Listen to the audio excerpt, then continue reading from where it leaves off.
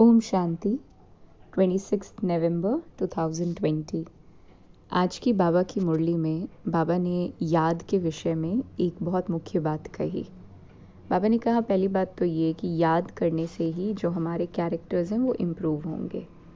और मुरली के बीच में ये आया था कि याद करने से जो हमारी आयु है वो भी बढ़ जाएगी।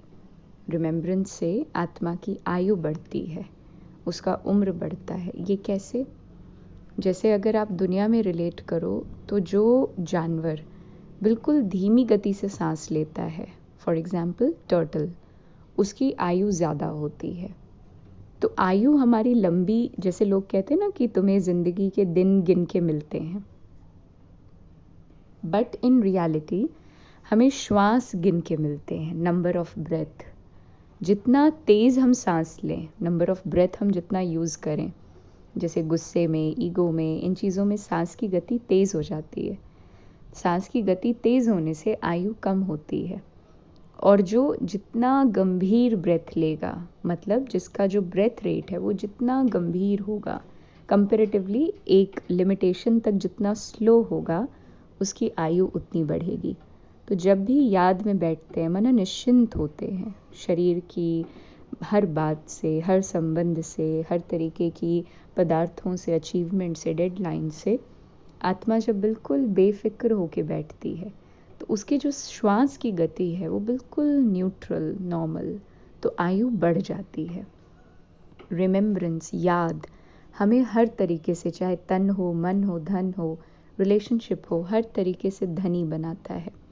तो ये आज याद के सब्जेक्ट की बात थी, कैरेक्टर सुधरने की बात थी। बाबा ने अपने आप को पैगंबर और मैसेंजर का टाइटल दिया। तो पैगाम, मैसेज, पैगाम बाबा क्या देते हैं कि मैं हथेली पर तुम्हारे लिए बहिश्त लेकर आया हूँ। सबसे पहला पैगाम, या यूँ कह लें अपना इंट्रोडक्शन देते हैं, और मैसेज में फिर ये लिखते हैं कि बच्चे अपने कैरेक्टर्स इम्प्रूव करो और अपने आप को इतना एलिजिबल बनाओ कि you become part of the new world, the golden age that is being established on संगम युग। शिव बाबा कैरेक्टर सुधरने की जब बात करते हैं तो in English there is this saying कि इफ़ वेल्थ इज़ लॉस्ट, अगर वेल्थ चला जाए, धन चला जाए, तो कुछ भी नहीं गया, वो वापस कमाया जा सकता है। If health is lost then something is lost, कुछ गया, कुछ कमी आई। But if character is lost then everything is lost. तो बाबा कहते हैं you have to improve your character. और क्योंकि बाबा का जो सब्जेक्ट है, जो ये पढ़ाई है, स्टडी है, जिसमें अलग अलग सब्जेक्ट्स आते हैं, तो हर एक पढ़ाई को परखने का कि स्टूडेंट कितने पानी में है, अपना अपना एक तरीका होता है। तो बाबा कहते हैं राजयोग की पढ़ाई में कौन सी आत्मा कितनी स्ट्रांग है, ये तब पता पड़ता है जब लाइफ में कोई परिस्थिति आती है। आज की मुरली का एग्जाम्पल बीमारी है कि शरीर में अगर कोई बीमारी हो, उसके बाद भी अगर चेहरे पे मुस्कान है, मुस्कुराहट है, फिर भी अगर कह पा रहे हैं अपने को आत्मा समझो ना, बाबा को याद करो ना, so that is the best way to get the result of this study. वैसे तो खुश हर कोई रहता है, but when the situation is arriving in my life, at that particular time how happy and stable am I, वो सारी चीज़ों को डिसाइड करेगा। सत्युग और कलयुग के कॉन्ट्रास्ट में बाबा ने दुर्भाग्यशाली और सौभाग्यशाली ये दो वर्ड्स यूज़ किए, पतित, पावन, ये दो वर्ड्स यूज़ किए। तो जैसे आजकल की डेट का ही अगर एक एग्जाम्पल जो मुरली से एक्सट्रैक्ट करें, तो जैसे कोई विडो हो जाए, हालांकि अब ये चीज़ें कंपैरेटिवली कम होने लग गई हैं अगर ध्यान से देखें तो। The world is actually changing. जो एक मिथ्या में हमारा लाइफ, खास करके इंडिया, चलने लग गया था, सती प्रथा एंड ऑल, वो सारी चीज़ें धीरे धीरे इरेडिकेट हो रही हैं। अब विडो होना भी, जो नई नई जनरेशन्स आ रही हैं, तो विडो होने को भी कोई बहुत बड़ा महाकलंक नहीं माना जाता, अशुद्ध नहीं माना जाता है, but still a lot of belief system has to be corrected. तो दिस इज़ व्हाट दुर्भाग्यशाली दुनिया मीन्स। भाग्य मतलब बुद्धि। बाबा ने मुरलियों में कई बार बताया कि तुम्हारी बुद्धि ही तुम्हारा भाग्य है। तो दुर्भाग्य मना when the intellect is not in the right direction, और सौभाग्य मतलब जब इंटेलेक्ट में सतो प्रधानता समाई हुई है, बुद्धि बिल्कुल क्लियर और रिफाइन है। जैसे अगर भक्ति मार्ग का एग्जाम्पल लें तो भक्ति मार्ग में भी कितनी मिथ्याएं और कितनी कथाएं हैं। जैसे सत्यनारायण की कथा सुनते हैं, मुरली से अगर एग्जाम्पल लें तो सत्यनारायण की कथा में बाबा कहते हैं वहाँ पर कोई नारायण तो बन नहीं रहा है, तो वो कैसा सत्यनारायण की कथा हुई। सत्यनारायण की कथा का तो सीधा मतलब ये हुआ बाबा के अकॉर्डिंग कि you yourself become the actual Narayan instead of becoming just some follower या भक्त, टू बी मोर प्रिसाइज्ड।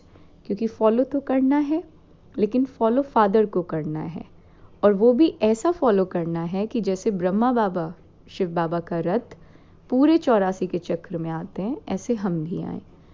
बाबा ने कर्मों की गति के लिए बताया कि जैसे अंत के टाइम जब भी सजाएं मिलेंगी आत्माओं को उनके किए गए कर्मों के अकॉर्डिंग, हमारे किए गए कर्मों के अकॉर्डिंग, तो बाबा कहते हैं उस समय साक्षात्कार होगा।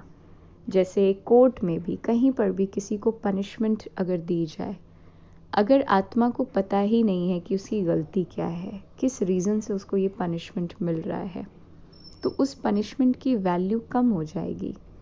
Because punishment is ultimately given for realisation. किसी भी आत्मा को रियलाइज़ कराने के लिए पनिशमेंट दिया जाता है, और जब तक गलती पता ही ना हो कि what is my actual fault, तब तक पनिशमेंट का कोई महत्व नहीं रहता।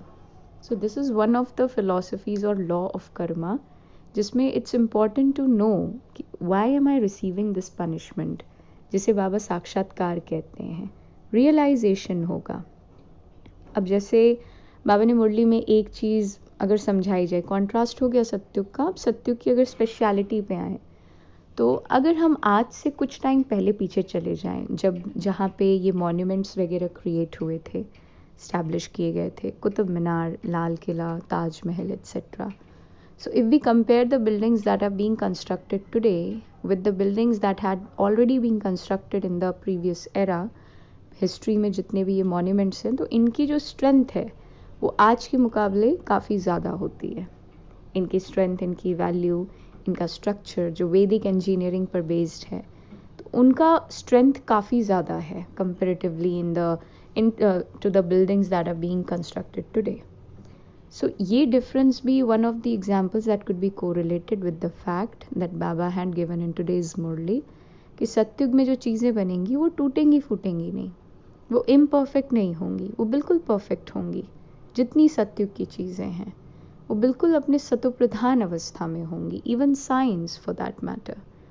तो अगर कुछ साल पीछे भी चले जाते हैं, जब कुतुब मीनार और ये सारे मॉन्यूमेंट्स बने थे, अगर वो बिल्डिंग्स इतनी स्ट्रॉन्ग हैं, तो जब और पीछे जाएंगे इन सत्युग तो चीज़ें कितनी स्ट्रॉन्ग रही होंगी. And that strength has to be regained again. फिर से वो चीज़ें रिपीट होंगी. Like Baba says history will repeat itself. अगर बाबा की एक वार्निंग ली जाए तो बाबा ने कहा कि कभी भी माया के दास नहीं बनना. बिकॉज बाबा कई बार जैसे ऐसे कहते हैं, जो यहाँ उदास वो वहाँ दास. मतलब जो यहाँ उदास होगा यहाँ नाराज़ होगा. लाइक बाबा से रोना नहीं किसी भी कंडीशन में. विच मीन्स अगर रोने का मन कर रहा है तो ये नहीं कि हम अपने इनर बायोकेमिस्ट्री को डिस्टर्ब करें and we don't forcefully allow our tears to come out. वो नहीं करना चाहिए. कहते हैं फिर वो चीज़ें नासूर बन जाती हैं. But I should not have that condition, that pre रोना कंडीशन, आंसू निकलने से पहले वाला जो है, जिसमें आत्मा पहले रोती है, मन बुद्धि पहले इफेक्टेड होता है. बाबा उस रोने की बात करते हैं कि ज्ञान के आधार पर, राज युक्त स्थिति के आधार पर बिल्कुल ऐसी परिस्थिति क्रिएट ना हो जिसमें रोना आए, परेशानी आए. बिल्कुल भी क्रिएट ना हो. क्योंकि बाबा की मुरली की एक लाइन बड़ी खूबसूरत लगती है कि तुम याद करते हो पाप काटने के लिए, तो तुमसे पाप होने नहीं चाहिए, फिर पाप करो मत. अगर पाप काटने के लिए ये जितना भी हमारा लाइफस्टाइल है, मुरली है, चर्निंग है, anything that we are doing, Baba कहते हैं 16 कला संपूर्ण बनने के लिए कर रहे हो ना, so don't perform anything that is going to degrade you. Satyug की स्पेशलिटी में नेचुरल ब्यूटी भी है. Even the moon, solar system, planets, everything is going to be at their 100% state. तकलीफ की कोई बात नहीं है. And like in today's blessing Baba said कि श्रेष्ठ भाग्यवान भव का वरदान कौन प्राप्त करेगा? जो वाइसलेस की शक्ति द्वारा सूक्ष्म वतन व तीनों लोकों का अनुभव करेगा. क्योंकि हमें लगता है कि हम जब इमेजिन करें सूक्ष्म वतन को तो हम पवित्र बनेंगे। But the fact is, like the blessing is clearly explaining, कि जब तुम वाइसलेस बनोगे, when you will become viceless, संपूर्ण निर्विकारी, then you would be able to experience the three world. ये जो सूक्ष्म वतन, मूल वतन, स्थूल वतन की बात है, लाइक बाबा अपने लिए कहता है ना, बच्चे मैं कभी विश्व का मालिक नहीं बनूंगा। आत्मा के लिए कहता है कि आत्मा ही विश्व का मालिक बनेगी। तो विश्व का मालिक बनना माना शरीर में आना, जन्म मरण के चक्र में आना, है ना। बाकी इससे ज़्यादा, जैसे कोई भी बिल्डिंग बनी, माउंट आबू के कितने भी बिल्डिंग्स बने, तो जो यहाँ पर निमित्त आत्माएं हैं उन्हीं की फ़ोटोग्राफ, उन्हीं के सिग्नेचर्स वहाँ काम करते हैं ना। ऐसा तो नहीं कि शिव बाबा वहाँ आकर के हर जगह शिव शिव शिव साइन रहता है, या आधार कार्ड भी दिखाना है, कोई भी चीज़, बैंक के डॉक्यूमेंट्स दिखाने हैं, अकाउंट्स जैसे हर ऑडिट करते हैं तो उसमें अपनी आईडी कार्ड दिखाते हैं ना। तो विश्व का मालिक बनना माना कि बाबा के पास अपना कोई पर्सनल शरीर कभी नहीं होगा जिसमें बाबा ये this property belongs to Shiv, this property belongs to mister Shiv और मिसेस शिव, ऐसा कुछ नहीं होगा। मालिक बाबा हर चीज़ का है, विश्व में जितनी चीज़ें हैं पूरे ब्रह्मांड का मालिक है, परंतु ऐसे उसकी अपनी इंडिविजुअल आइडेंटिटी नहीं होगी।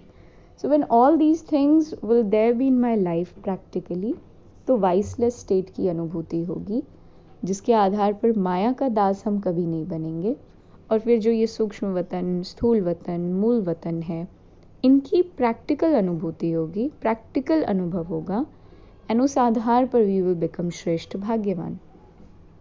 आज का स्लोगन वर्थ डिस्कसिंग, लाइक बाबा सेड, किसी भी व्यक्ति, मतलब कोई भी वैभव हो, अचीवमेंट हो, कोई भी मटेरियलिस्टिक वस्तु हो, तो उसके प्रति आकर्षण नहीं होना, आकर्षित किसी भी वे में नहीं होना।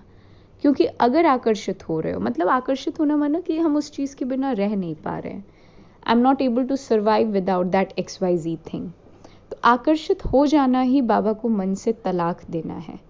तो कितनी बार हम बाबा से निकाह करते हैं, फिर तलाक लेते हैं, फिर निकाह करते हैं, फिर तलाक लेते हैं। This thing has to be checked कि आज फिर बाबा के साथ गए, फिर कोई व्यक्ति, वस्तु या किसी प्राप्ति वैभव में बुद्धि गई और बाबा से तलाक हो गया, तो बाबा कहते हैं इन बातों की चेकिंग करो।